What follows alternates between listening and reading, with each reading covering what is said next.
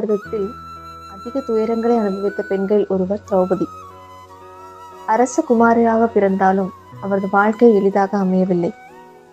5 பாண்டவர்களின் மனைவியாக வாழ வேண்டிய சூழ்நிலை ஏற்பட்டது. சூதாட்ட சபையில் அவமதிக்கப்பட்டார். தன் கணவர்களும் பெரியோர்களும் முன்னிலையில் அவமானத்தை சந்தித்தார். வனவாச வாழ்க்கையின் கஷ்டங்களையும் அனுபவித்தார். குருஷேத்திர போருக்கு பிறகு தனது மகன்களையும் இழந்தார். இவ்வளவு துன்பங்கள் வந்த போதும் திரௌபதி தன்னம்பிக்கையையும் நீதியின் மீதான நம்பிக்கையும் இழக்கவில்லை. அதனால்தான் இன்று வரை திரௌபதி பொறுமை, தைரியம் மற்றும் உறுதியின் அடையாளமாக நினைவு கூறப்படுகிறார்.